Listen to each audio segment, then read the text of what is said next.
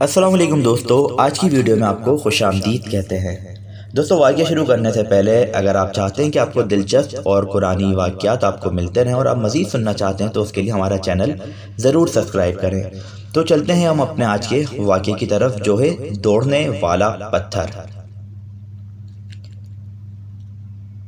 یہ ایک ہاتھ لمبا، ایک ہاتھ چوڑا چوکور پتھر تھا جو ہمیشہ حضرت موسیٰ علیہ السلام کی جھولی میں رہتا تھا۔ اس مبارک پتھر کے ذریعے حضرت موسیٰ علیہ السلام کے دو معجزات کا ظہور ہوا، جن کا تذکرہ قرآن مجید میں بھی ہوا۔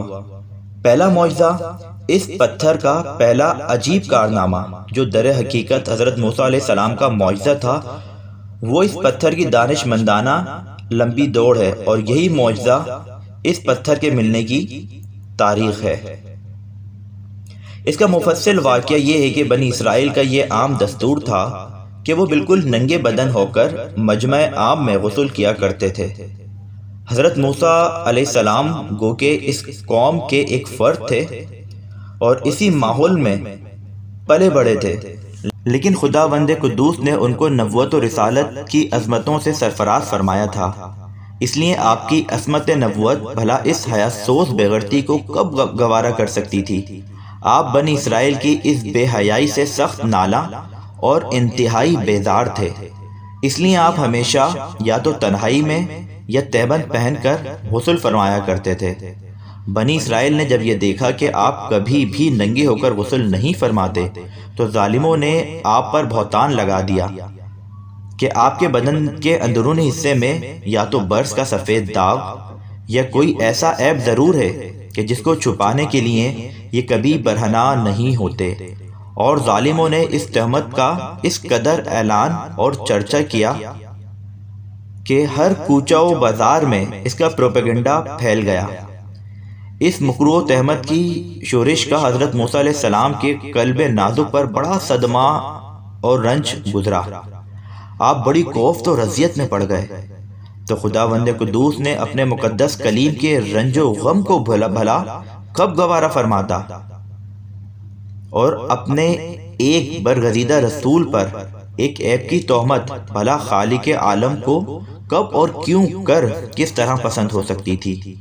ارحم الراحمین نے آپ کی برات اور بے عیبی ظاہر کر دینے کا ایک ایسا ذریعہ پیدا فرما دیا کہ دم زدن میں بنی اسرائیل کے پروپیگنڈوں اور ان کے شکوک و شبہات کے بادل چھٹ گئے، اور آپ کی برات اور بے عیبی کا سورج آفتاب عالمتاب سے زیادہ روشن و آشکار ہو گیا۔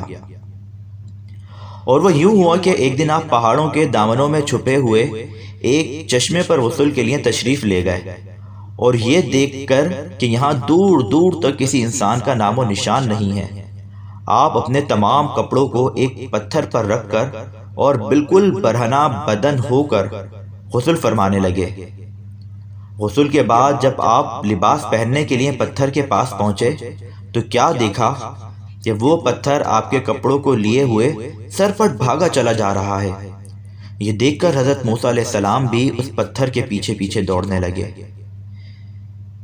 یعنی اور آواز لگاتے، اے پتھر میرا کپڑا، اے پتھر میرا کپڑا، مگر یہ پتھر برابر بھاگتا رہا، یہاں تک کہ شہر کی بڑی بڑی سڑکوں سے گزرتا ہوا گلی کوچوں میں پہنچ گیا، اور آپ بھی برہنہ بدن ہونے کی حالت میں برابر پتھر کو دوڑتے چلے گئے۔